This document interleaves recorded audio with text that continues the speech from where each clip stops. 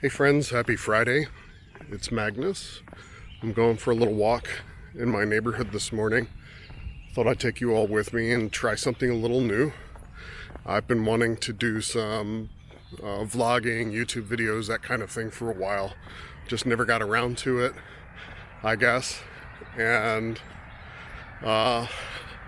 like many things in life, I've got so many interests, so many curiosities, and so little time. But I'm on the precipice of having a whole lot of time.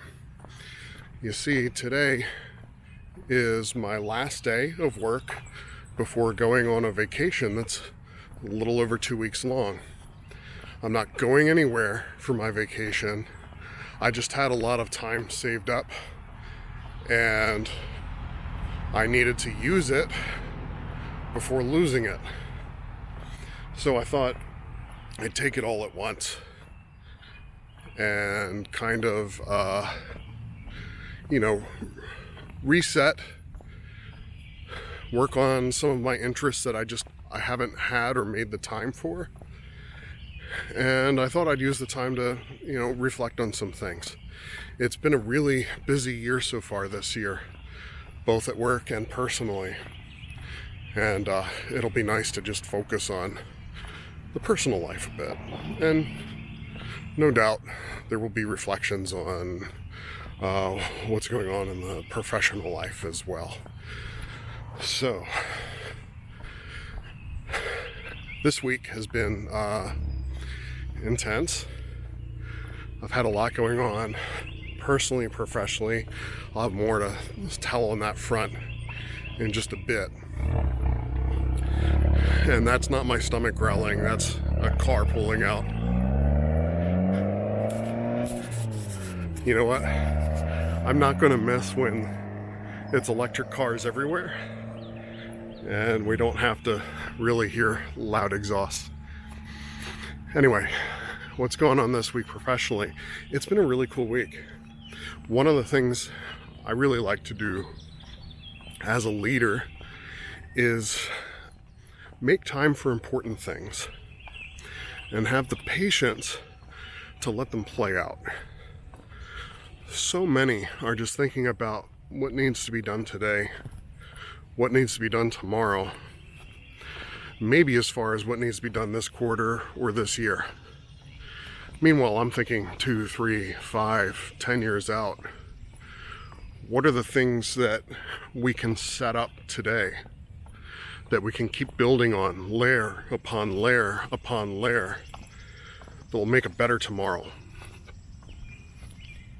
This has served me really well in driving transformation. But I confess it can be challenging sometimes to kind of have this systems view of what needs to happen, in what order, where it's going, where it leads. And there are very few who seem comfortable thinking in that direction without getting really stuck in the details. Can never really get to the long-term timeline. Or the flip side, they can be very abstract about it and not really think through some of the important considerations. So one of the challenges that was in front of me was I inherited a great team. They were really great at what they did, but so much of their day-to-day work was kind of like traditional IT operations. And I know while that skill set may have gotten them to where they are, it's not going to take them to where I need them to be long term. And I have the great pleasure to work with folks who've been with the same organization 10, 20, 25 plus years. It's really amazing, and it's unusual in tech. So I thought, I've got to take care of these folks who have shown so much loyalty to the organization but the skill sets that they bring aren't enough for where we need to go. So I got together with the leads who report up to me, and I had some ideas about it, but it's not enough to be a leader and have some great ideas. You've got to open up the floor, present the challenge, make space for other ideas to come up, and discuss them openly together, and come up with an approach that it's not like everybody's just aligning to it. Aligning, it's management speak, right? Or obeying, or taking top-down direction. This really works best when people are internally motivated. That is to say, this is something they believe in their hearts and in their minds.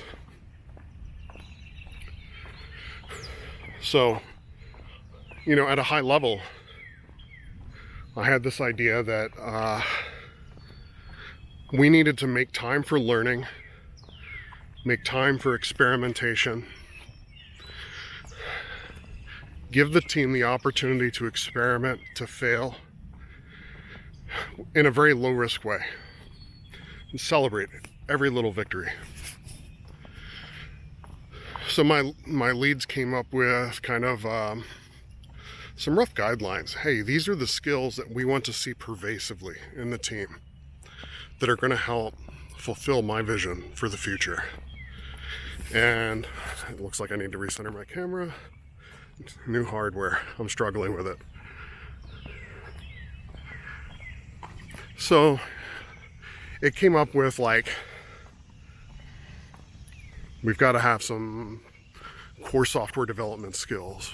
We need to really be mindful about how we collaborate, how we turn our managed infrastructure services into self-service platforms with developer-friendly REST APIs, right? I'm really struggling with this camera. I apologize. I don't mean to show you my chin. So that was a few months back that we came up with all this. And I really expected this is going to be a multi-year journey for folks to I just love these little flowers and stuff I see on my walk. These little things are great. Sometimes you just got to stop, admire the flowers, right? So I really fully expect this is going to be a multi-year journey. Yes, I am hiring people that bring those skills in abundance, right? But with the people I've already got, I'm making room for them to take these amazing experiences they've built over the years, over the decades, the really deep institutional knowledge they have about how the organization works and how all of the myriad layers of technology fit together or don't fit together, as it were, and really give them the room to start learning some of these new skills that are really, in many cases, outside of their vast experience, right? Going from an operations engineer to a software engineer is quite a leap in skill set.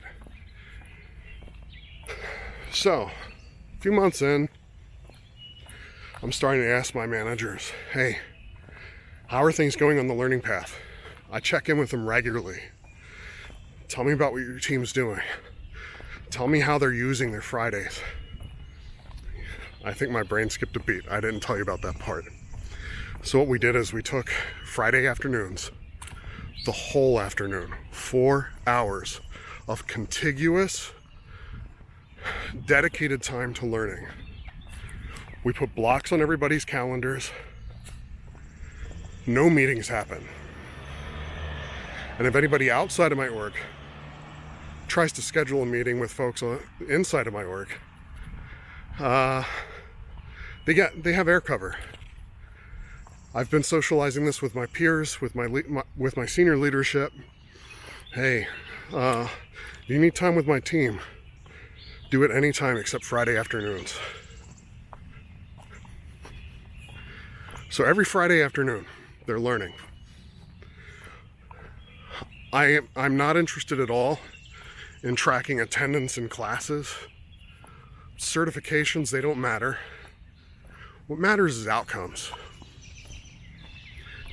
How are you changing the nature of the work you do with these new skills you're picking up? If you're learning Python software development, right? And you've got this manual, very hands-on sort of, operations task. And we've got those in abundance, right? How do you take one of those and really decompose that manual process into its constituent parts and start automating those parts piece by piece? And I think some folks justifiably are afraid. Am I automating my way out of a job? And that's not it at all. They're automating their way to smarter work. So yeah, back to this week. I've been asking my leads to, fill me in when they hear about folks on their constituent teams using this learning path to do smarter work. And they're starting to come in. I'm starting to see the payoff. Had no fewer than 3 times this week, just this week, where my managers are telling me, hey Magnus, this camera's driving me crazy. Hey Magnus, we've got somebody on the team who's never done software development before. They spent the last 2 months heads down on Friday afternoons learning how to program in Python. And you've got to see this. You've got to see this. They took this really tedious part of their job and they automated it. Now, I really love spending time with my team. So, at every opportunity, I would drop everything and go hang out with the engineers and their line managers and just have them show me. I don't want a PowerPoint. I don't want anything like that.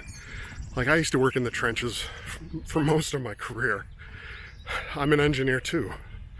So from one engineer to another, just give me a sense of what your hands-on day-to-day work is normally like. Then show me what you did about it. Show me the code. Show me what you learned. Walk me through it. Help me to understand. Help me to understand how you felt about your old work. Help me to understand how you felt the first time your code ran successfully and this very tedious part of your job suddenly became background noise. Right? The machines are doing machine work. The machines are doing this tedious stuff for you. So that happened a few times. The first one, this guy Dave on one of my teams, he works in the batch processing space. And he had this really manual process that he had to do fairly often. It involved opening up a bunch of Excel spreadsheets, copying from one table into another in a different window, and it took a long time. It was tedious, and while I'm watching it, I'm thinking to myself, how in the world does somebody do this job without making mistakes fairly often? So he shows me the process, and I'm writhing in my chair because it's agonizing to watch the work we were asking him to do. And it turns out he had already improved this process way beyond what it had been. And I don't know what is going on here with my camera. Stop looking at my chin.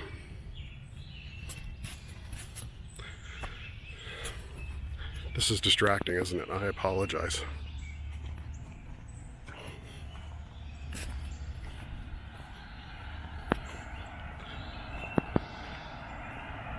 All right, let's see if this is any better. So he shows me the old process, the manual process, shows me the Python script. I ask him, what did you have to learn to do this? And yes, he had like tons of experience doing this work, years of experience doing this work in the really manual way. He understands how it works in ways that like a brand new software developer would not get up to speed on very quickly. So he spent the last 2 months learning Python and just fumbling around with it, trying to figure out how to automate all those little constituent steps he was doing. And he shows me the new version of it. Runs in less than a second.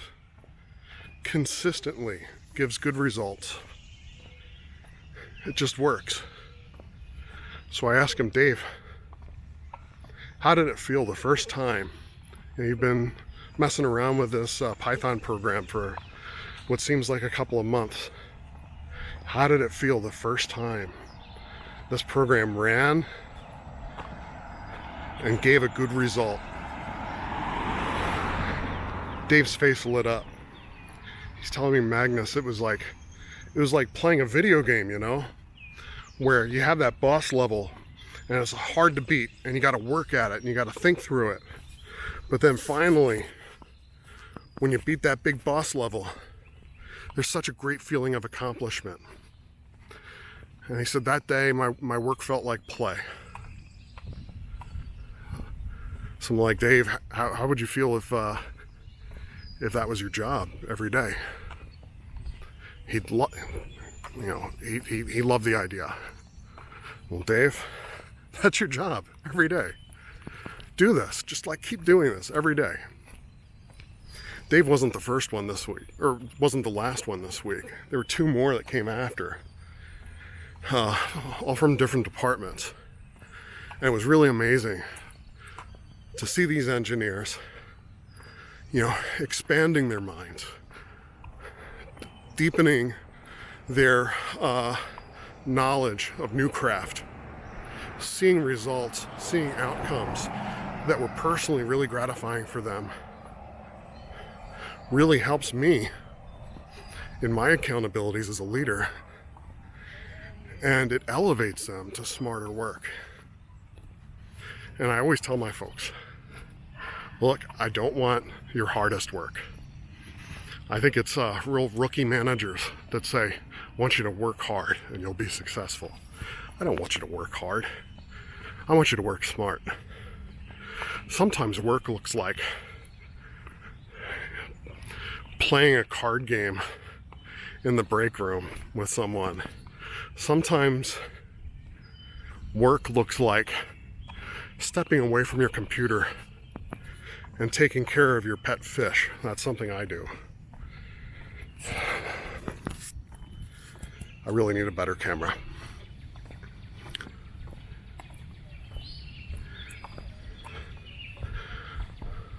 Work and play aren't opposites. Play is valuable work when it leads to valuable outcomes. I think that's the bottom line of this whole long spiel. So find something that gives your heart joy, that expands your mind, and offers value to folks. And do it.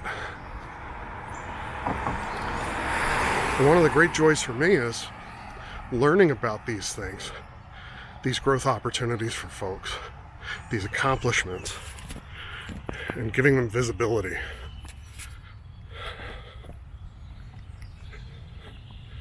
Arg. Better visibility than this camera is giving my face, right? I'm never using this thing again. Or I'm going to figure out how to use it right, because clearly I'm doing something wrong here.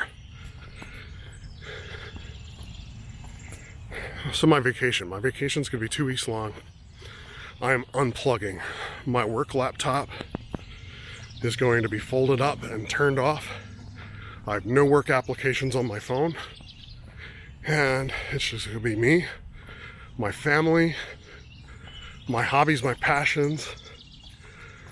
I'm also going to be reading a book my dear friend Dr. Nancy Doyle has been recommending repeatedly to me. If you're watching this, Nancy, if you're this far in, I've got the book. I'm going to read it.